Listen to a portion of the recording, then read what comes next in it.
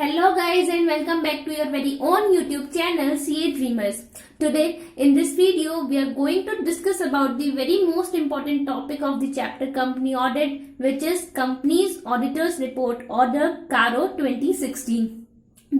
इस टॉपिक को हम 3 पार्ट्स में कवर करने वाले हैं, जिसमें से ये पहला पार्ट है जिसमें हम डिस्कस करेंगे अबाउट इट्स इंट्रोडक्शन की कारो क्या है और कारो की एप्लीकेबिलिटी के बारे में. So without wasting any time let's begin. The central government, after consultation with the committee constituted under proviso to section 143 subsection 11 of the Companies Act 2013, यानी कि जो सेंट्रल गवर्नमेंट है उसने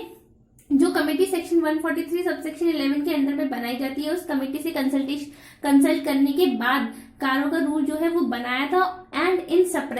सप्रेशन का मतलब होता है the act of ending something, यानी कि किसी चीज को खत्म करने का एक्ट. तो इस यहाँ पे क्या था, and in suppression of the companies auditors report order 2015, यानी कि जो कारो 2016 है इसे कमेटी से कंसल्ट करने के बाद इश्यू करा था कंपनीज एक्ट 2013 के अंडर में. और साथ ही में जो कारो 2015 का जो रूल था उसे भी खत्म करने के बाद ये नया रूल आया था कारो 2016. कारो 2015 जो है वो कब इशू करा गया था,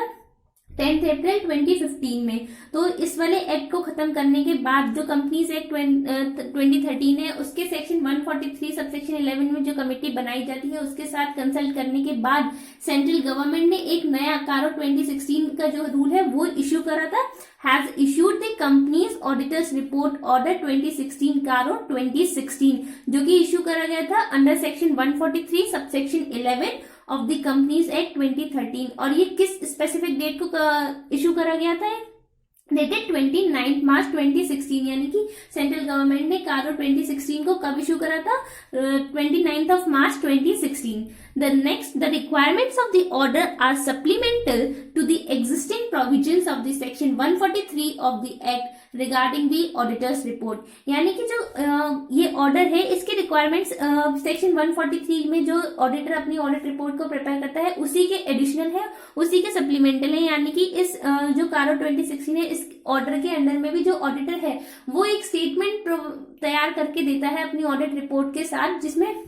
वो कुछ और चीजों के बारे में भी इंफॉर्मेशन प्रोवाइड करता है अपनी ऑडिट रिपोर्ट के अलावा. तो वो बहुत सारी हमने सेक्शन 143 में कवर करा था कि ऑडिटर जो है वो अपनी ऑडिट रिपोर्ट में क्या क्या चीजें कवर करके देता है, क्या उसकी ड्यूटीज होती हैं, क्या रिस्पॉन्सिबिलिटीज होती हैं. उसके अलावा तो उसके साथ ही जो ऑडिटर अपनी ऑडिट रिपोर्ट को प्रिपेयर करेगा उसके साथ में ही उसे एक एडिशनल स्टेटमेंट भी तैयार करना होता है, जिसे हम बोलते हैं CARO, companies auditors report order. So basically the order is not intended to limit the duties and responsibilities of auditors, यानी कि जो ये स्टेटमेंट है कारो 2016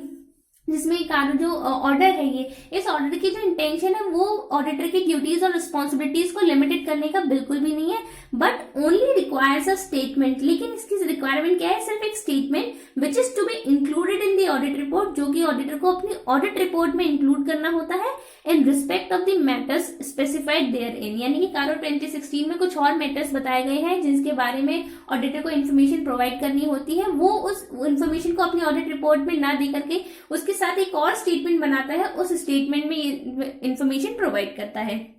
तो अगर हम बहुत ही सिंपल भाषा में समझे कि कारो क्या है, तो जो ये कारो जो है वो एक ऑर्डर है which list down the matters on which an auditor is required to report. यानी कि जो ये एक ऑर्डर है जिसमें ऑडिटर उन सब चीजों को लिस्ट डाउन करता है, जिनके उन मैटर्स को लिस्ट डाउन करता है जिसके बारे में उसे रिपोर्ट देनी होती है. यानी कि कुछ और एडिशनल मैटर्स होते हैं जिसके बारे में ऑडिटर को इन्फॉर्मेशन प्रोवाइड करनी होती है अपनी ऑडिट रिपोर्ट के साथ साथ, तो वो एक एडिशनल स्टेटमेंट एक ऑर्डर बना करके देता है. तो उसे हम बोलते हैं कंपनीज ऑडिटर्स रिपोर्ट ऑर्डर कारो. मूविंग फर्दर डिस्कस कर लेते हैं कि ऑर्डर की एप्लीकेबिलिटी के बारे में, that is applicability of the order. So the कारो 2016 is an additional reporting requirement order, यानी कि जो कारो है वो बेसिकली एक रिपोर्टिंग की रिक्वायरमेंट का ही है, जिसे हम ऑर्डर के फॉर्म में एक स्टेटमेंट की फॉर्म में प्रिपेयर करता है ऑडिटर. ये एडिशनल है ऑडिट रिपोर्ट के साथ में, in addition to audit report auditor जो है वो इस स्टेटमेंट को प्रिपेयर करता है. The order applies to every company, और ये जो ऑर्डर है हर कंपनी पर अप्लाई होता है, यानी कि हर कंपनी के ऑडिटर को ये कारो ऑर्डर जो है ये बनाना होता है, प्रिपेयर करना होता है in addition to the audit report और देना होता है। And including a foreign company, जिसमें फॉरेन कंपनीज भी इंक्लूड होंगे as defined in clause 42 of section 2 of the companies act 2013। और फॉरेन कंपनी की डेफिनेशन जो है वो कंपनीज एक्ट 2013 के सेक्शन 2 क्लॉज 42 में डिफाइन करी गई है। Now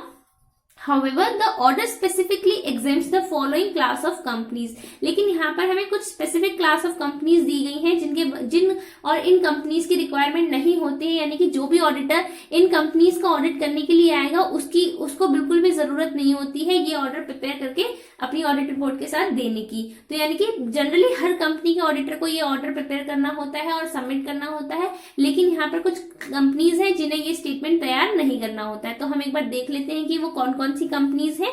Firstly, a banking company which is as defined in clause C of section 5 of the Banking Regulation Act 1949। यानी कि बैंकिंग कंपनी का जो ऑडिटर होगा उसे कारो स्टेटमेंट जो है वो बना करके नहीं देना होता है अपनी ऑडिट रिपोर्ट के साथ। नेक्स्ट, इंश्योरेंस कंपनी, उसको भी इंश्योरेंस कंपनीज भी एग्जेम्प्ट है, उन्हें भी ये स्टेटमेंट तैयार नहीं करना होता है। A company licensed to operate under section 8 of the companies act. Section 8 companies होती हैं वो companies not for profit organisation जो होती हैं, जिनका मेन एम जो होता है वो चैरिटी वर्क्स होता है, ना कि प्रॉफिट अर्न करना होता है। तो इन कंपनीज पर भी जो ऑर्डर है इसकी ऑर्डर जो है वो अप्लाई नहीं होता है। तो जो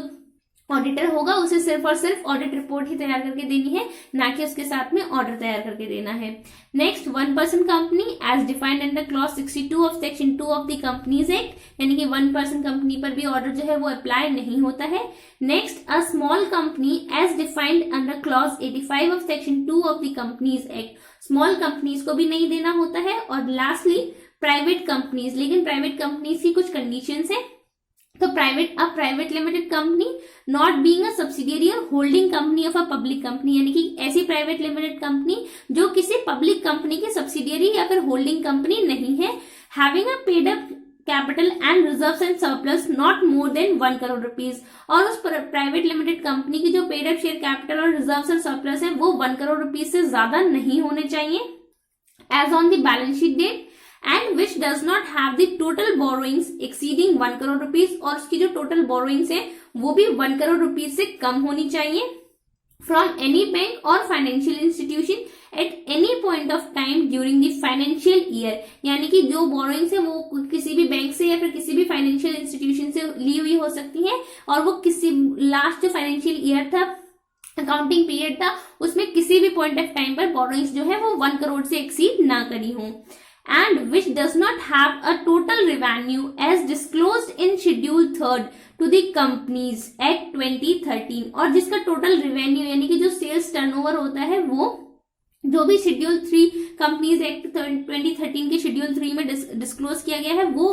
10 करोड़ से ज्यादा एक्सीड नहीं करना चाहिए, including revenue from discontinuing operations exceeding 10 crore during the financial year as per the financial statements, यानी कि फाइनेंशियल स्टेटमेंट्स के अकॉर्डिंग जो टर्नओवर है वो भी 10 करोड़ रुपीज से ज्यादा एक्सीड नहीं करना चाहिए। अगर कोई प्राइवेट कंपनी है और इन कंडीशंस को सेटिस्फाई करेगी तो वो प्राइवेट कंपनी पर भी ऑर्डर जो है वो अप्लाई नहीं होता है, यानी कि उस प्राइवेट कंपनी के ऑडिटर को अपनी ऑडिट रिपोर्ट के साथ एक एडिशनल स्टेटमेंट जिसे हम बोलते हैं कारो, that is companies auditors report order, वो नहीं प्रिपेयर करना होता है, उसे सिर्फ और सिर्फ ऑडिट रिपोर्ट प्रिपेयर करनी होगी और सबमिट कर देनी होगी।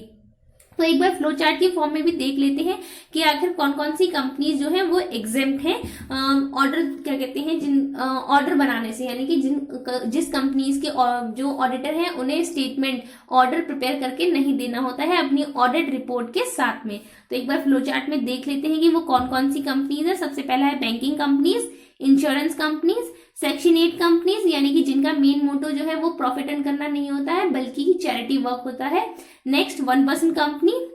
स्मॉल कंपनी और प्राइवेट कंपनीज, जो कि उसकी कुछ कंडीशंस है। वो कंडीशंस क्या है कि जो प्राइवेट कंपनीज है उनका reserve and surplus 1 crore rupees से कम होना चाहिए, उनकी एग्रीगेट बोरोइंग्स किसी भी बैंक से या फिर फाइनेंशियल इंस्टीट्यूशन से 1 करोड़ रुपीज जो है उससे कम होनी चाहिए, टोटल रेवेन्यू या फिर जो उनका टर्नओवर है वो 10 करोड़ से कम होना चाहिए, और that private company should not be a subsidiary company of public company, यानी कि वो जो प्राइवेट कंपनी है वो किसी भी पब्लिक कंपनी की सब्सिडियरी कंपनी या फिर होल्डिंग कंपनी नहीं हो सकती है। तो ये था इंट्रोडक्शन और एप्लीकेशन